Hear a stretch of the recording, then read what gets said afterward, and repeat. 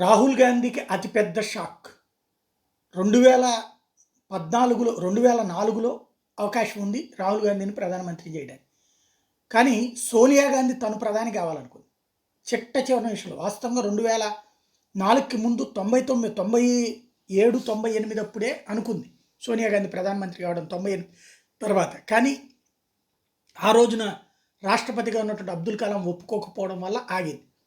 2004లో పూర్తి మెజారిటీ వచ్చింది కాబట్టి తను పిఎం అవుదాం అనుకుంది. ఆ రోజున ఆగింది. మిగతా భాగస్వామి పక్షాల అభ్యంతరం, ప్రణబ్ ముఖర్జీ లాంటి వాళ్ళ అభ్యంతర నేపథ్యంలో మన్మోహన్ సింగ్ను ముందు పెట్టింది. ఇక తనకి ప్రధానమంత్రి అవకాశం కుదరదు ఇండియాలో. ఎందుకంటే విదేశంలో పుట్టి ఇక్కడ కోడలైన వాళ్ళకి ఇస్తే ఇక భవిష్యత్తులో ప్రతి ఒక్కళ్ళకి అవకాశం ఉంటుంది కాబట్టి, విదేశాల్లో పుట్టిన అల్లుళ్ళకి కూడా ఇక్కడికి వచ్చేస్తుంది కాబట్టి అట్లాంటి అవకాశాన్ని ఇవ్వడానికి కాంగ్రెస్లోని సీనియర్లు అయినటువంటి ప్రణబ్ ముఖర్జీ లాంటి వాళ్ళు అంగీకరించకపోవడంతో ఆగినటువంటి పరిస్థితి. కాబట్టి 2009కి వచ్చేటప్పుడు తన కొడుకుని తీసుకురావాలని అనుకుంది.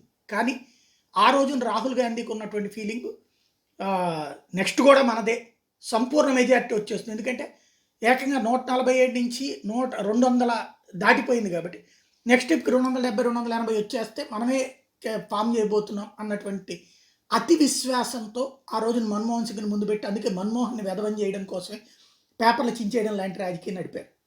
చెరపకురా చెడేవని ఇప్పుడు అవే తనని వెంటాడుతున్నాయి. తను మన్మోహన్ని తొక్కిపడేయడానికి వేసిన నాటకాలు ఇప్పుడు తనని తొక్కిపడేసే వాళ్ళ మీద ఆధారపడాల్సిన పరిస్థితి. యూపీఏని మార్చి ఐఎన్డీఏ కూటమి చేశారు. అందులోకి వచ్చినటువంటి మమత, కేజ్రీవాల్, అఖిలేష్ ఎవరి గేమ్స్ వాళ్ళు ఆడుతున్నారు. మధ్యప్రదేశ్లో సీన్ లేని సమాజ్వాదీ పార్టీ తనకి ఇవ్వకపోతే 7 వేధిస్తానంది. చివరికి ఇవ్వలేదు కాబట్టి అందుకే ఓడిపోయారు పొమ్మంటోంది. అది ఒకవైపున వెన్నుపోటు పొడుస్తుంటే కమ్యూనిస్టులు తమకి బలం లేని చోట్ల, తమకి బలం ఉన్న కేరళలోనేమో కాంగ్రెస్ పార్టీకి ఎవరు, తమకి బలం లేని చోట మాత్రం కాంగ్రెస్ కోటాలో నుంచి కొట్టేయడానికి చూస్తుంటారు, వేధిస్తున్నారు. అక్కడ రాహుల్ గాంధీ వీక్నెస్ వీళ్ళ బలం, ఆయన బలహీనత వీళ్ళ బలం. ఇప్పుడు తాజాగా మమతా, కేజ్రీవాల్ కలిపి కొత్త నాటకానికి తెరదీశారు. ఏంటి అంటే తాము అడుగుతున్నట్టు కాకుండా రాహుల్ గాంధీ కాకుండా మల్లికార్జున్ ఖర్గేని ప్రధానమంత్రి అభ్యర్థి అని చెప్పి చివరికి కాంగ్రెస్ పార్టీ పాపం ఏం చేయాలో అర్థం కాక ఎలక్షన్ తర్వాత చూసుకుందాం అని చెప్పి ముందు చెప్పి వెళ్ళాలి కదా. మోడీ పేరుతోనే ముందుకెళ్తున్నారు. మల్లికార్జున్ ఖర్గే పేరు చెప్పడంలో తప్పేం లేదు. కానీ అంటే రాహుల్ గాంధీ ప్రధానమంత్రి అవకాశం పోయినట్టే కదా. మన్మోహన్ సింగ్ని ముందు పెట్టినటువంటి తరహాలు ఇప్పుడు మల్లికార్జున్ ఖర్గేని ముందు పెట్టాలి.